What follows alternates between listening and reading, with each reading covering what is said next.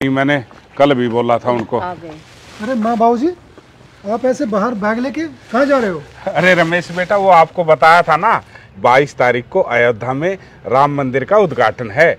बस उसी में सभी शहर के लोग जा रहे हैं, तो हमने भी टिकट बुक करवा ली अपनी, तो वहीं पे जा रहे हैं। अरे बेटा, हम तो तुम्हारे आने का इंतजार कर रहे थे। हमारी बस निकल जाएगी, हमें बस कुछ पैसे दे दो। पैसे क्या पेड़ पे लग रहे हैं जो तोड़ के दे दे? आप दोनों का हर तीसरे दिन का ड्रामा है।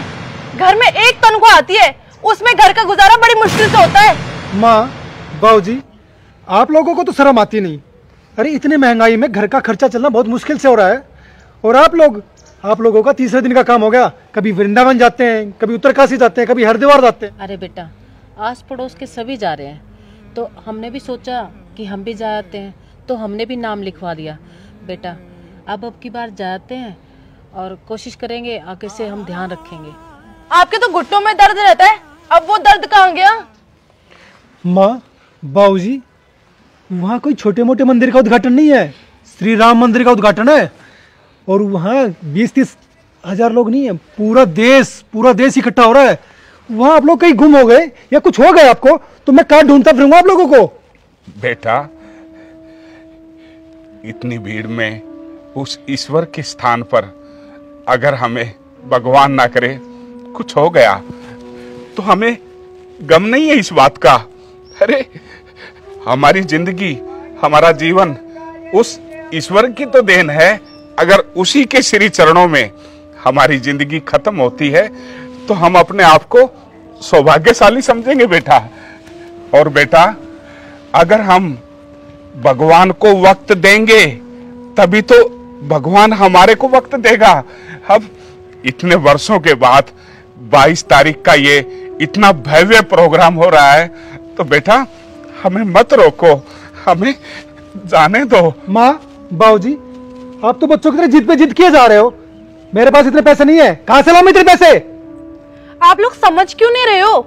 अरे मैं भी बाहर रहती हूँ, ये भी ड्यूटी जाते हैं, हम दोनों शाम को आते हैं। और एक बात तो सोचिए, घर में नौकर है, पीछे से उसने कुछ चोरी कर ली या भाग गया तो क्या करोगे? कम से कम आप लोग रहते हो, घर की देखभाल तो होती है ना। हाँ बेटा, ठीक कहा तुमने।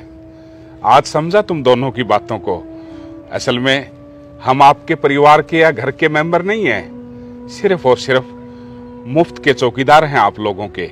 और आप लोगों के नहीं, इस दुनिया में जितने भी बुजुर्ग हैं, हर घर के बुजुर्गों को सिर्फ और सिर्फ चौकीदार के नाते घर में रखते हैं। बेटा, क्या माँ बाप बच्चों को पाल पोस कर इसी दिन के लिए बड़ा करते हैं कि बच्चे बुढ़ापे में उनसे चौकीदारा करवाए?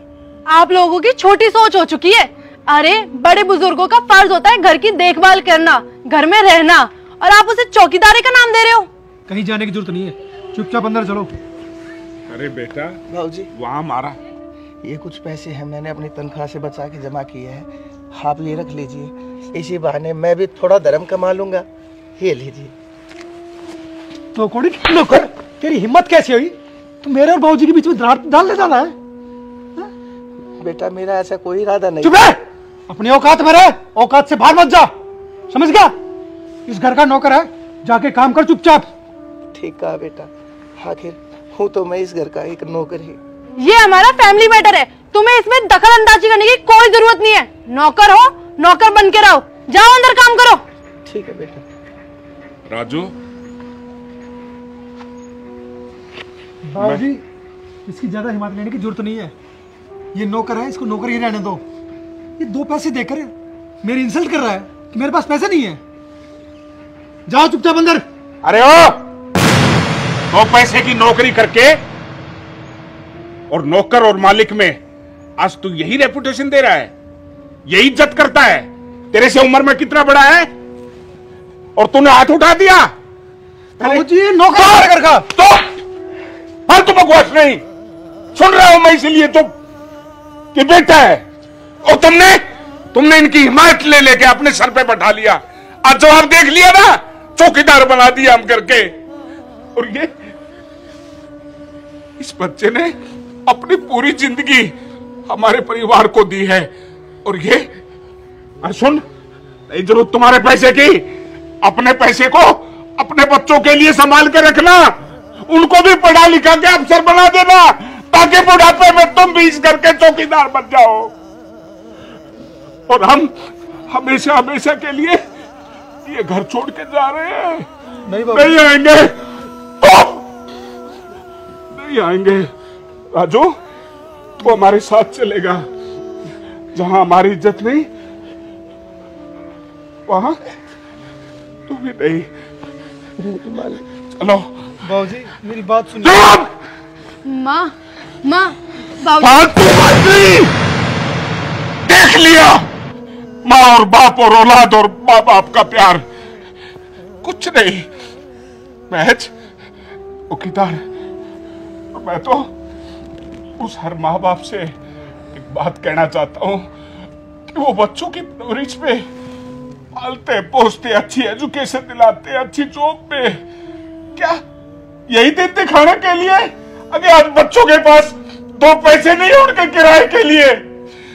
अरे आज कितने सालों की तपस्या के बाद अयोध्या में मंदिर निर्माण हो रहा है, पूरा देश कितना खुश है, और उस खुशी में आप कह रहे हो कि धक्के खाने जा रहे हो? वहां धक्के खा लेंगे, तुम यहाँ खुश रहो अपने महल में, हमें जरूरत नहीं है। चलो, नहीं रुकना, नहीं रुकना, प्लीज आप समझाओ ना बाबूजी को। नहीं रुकना। चाचा, मैं तेरे लिए मर चुका हूँ और तू मेरे लिए। अरे तबीयत खराब हो जाएगी आप। चुपचाप बैग लिया, नहीं रहना। माँ, न कहिए न रख। माँ, अरे जहाँ जाएंगे मैं वहीं जाऊंगी। माँ तुम तो सुनो।